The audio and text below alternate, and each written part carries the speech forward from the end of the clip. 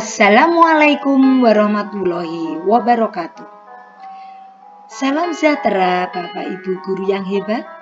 Bersama Ibu Ida Wahyudi, kali ini kita membahas disiplin positif, kesepakatan kelas. Disiplin positif adalah suatu pendekatan untuk menerapkan disiplin dari dalam diri anak tanpa hukuman dan hadiah. Disiplin positif perlu diterapkan baik dalam lingkungan keluarga maupun lingkungan sekolah. Dengan menerapkan disiplin positif, diharapkan tindak kekerasan dapat dihindari.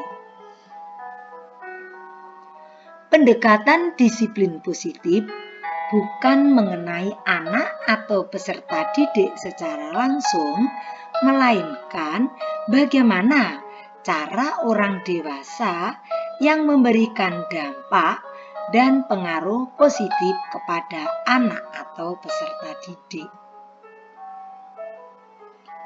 Pendekatan disiplin positif menitik beratkan pendekatan yang positif tanpa kekerasan, memotivasi, merefleksi kesalahan, menghargai, membangun logika, dan bersifat jangka panjang.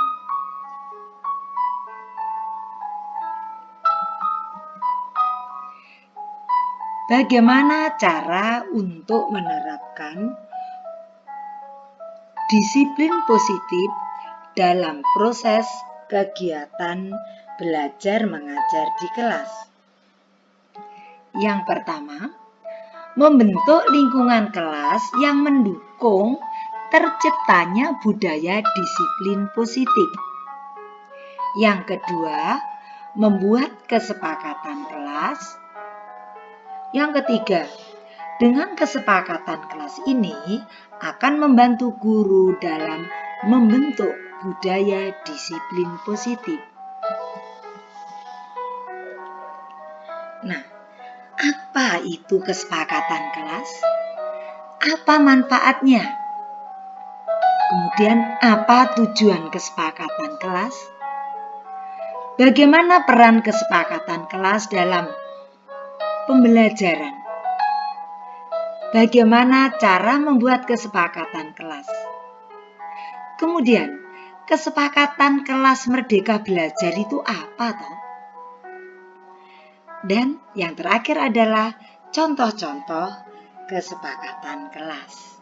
Oke, kita bahas satu persatu. Apa itu kesepakatan kelas? Kesepakatan kelas adalah pernyataan tujuan bersama dan standar perilaku antara siswa dan guru dalam lingkungan kelas. Kesepakatan ini menetapkan harapan untuk semua orang di kelas dan mendorong rasa saling menghormati, kerjasama, dan keamanan. Sekarang apa manfaat memiliki perjanjian kelas atau kesepakatan kelas? Membantu menciptakan suasana saling menghormati di dalam kelas. Baik itu saling menghormati antar murid dengan guru maupun antar murid dengan murid. Menetapkan ekspektasi komunikasi yang jelas antara guru dan siswa. Mendorong hubungan yang positif antara guru dan siswa. Membantu mencegah kebingungan dan kesalahpahaman dengan menguraikan aturan dan harapan yang diikuti oleh semua orang. Hal ini dapat mengurangi tingkat stres di dalam kelas, sehingga siswa merasa lebih rileks dan saat belajar. Tujuan kesepakatan kelas: menciptakan saling pengertian antara guru dan siswa, mendorong dialog terbuka antara guru dan siswa, membantu menetapkan harapan yang jelas, menumbuhkan lingkungan belajar yang aman dan saling menghormati, mendorong rasa tanggung jawab di dalam kelas, memastikan setiap orang bertanggung jawab atas tindakan mereka, memperjelas apa yang sesuai dalam situasi tertentu. Sekarang, peran kesepakatan kelas dalam pembelajaran. Menciptakan lingkungan belajar yang efektif. Siswa merasa nyaman, dihormati, dan termotivasi untuk belajar di lingkungan yang mendorong kolaborasi dan rasa hormat untuk sesama. Membantu mengatur suasana keterlibatan dan pencapaian siswa, sehingga mendapatkan manfaat dari pengalaman belajar mengajar. Sekarang kesepakatan kelas Merdeka Belajar. Perjanjian kelas yang efektif atau kesepakatan kelas yang efektif harus mencakup beberapa tingkat kebebasan dan fleksibilitas sehingga siswa dapat mengambil alih pembelajaran mereka dan membuatnya lebih bermakna. Kesepakatan kelas Merdeka Belajar memungkinkan adanya otonomi pribadi sambil tetap memupuk kolaborasi dan rasa hormat. Dengan adanya kesepakatan yang mengakui otonomi siswa atas pembelajaran mereka, ruang kelas akan menjadi lebih kondusif untuk eksplorasi kreatif dan pemikiran kritis.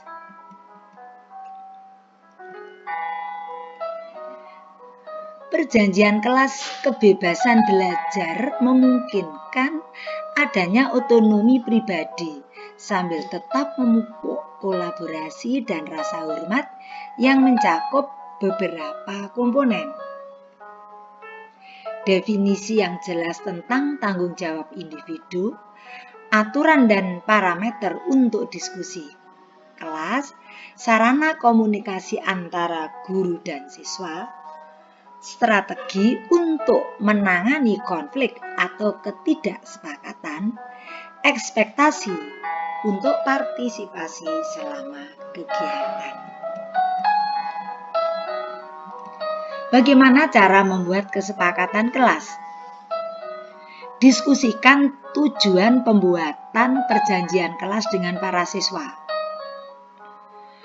Jadi kita menjelaskan mengapa memiliki kesepakatan dapat membantu menciptakan lingkungan belajar yang positif. Kemudian mintalah umpan balik dari siswa. Misalnya ajukan pertanyaan seperti apa saja yang membuat Anda harus dimasukkan dalam kesepakatan kelas kita. Kemudian dorong partisipasi aktif.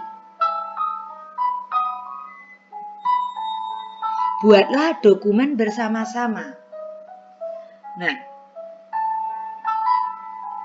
setelah masukan dari siswa diterima, guru menggunakan untuk membuat draft kesepakatan kelas dan memeriksanya bersama keseluruhan kelas sebelum menyelesaikannya. Karena kesepakatan kelas itu kan merupakan gabungan dari masukan semua anak-anak di kelas tersebut. Nah, doronglah kerjasama yang saling menguntungkan dengan meminta semua orang meninjau dan menandatangani dokumen tersebut sebelum diberlakukan di kelas. Kemudian memperjelas ekspektasi. Itu meliputi ekspektasi perilaku, keterlibatan, dan komunikasi dinyatakan dengan jelas. Setelah selesai, tempel dan tinjau secara teratur. Misalnya kita tinjau 3 bulan sekali atau tiap 1 semester sekali. Nah, bagaimana contoh kesepakatan kelas? Ini hanya contoh saja ya.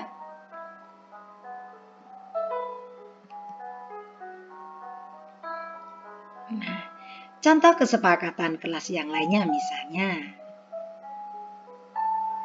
10 menit sebelum jam masuk, siswa sudah harus di dalam kelas. Selama proses pembelajaran berlangsung, siswa boleh minum air. Siswa dan guru tidak boleh makan di ruang kelas selama proses pembelajaran berlangsung.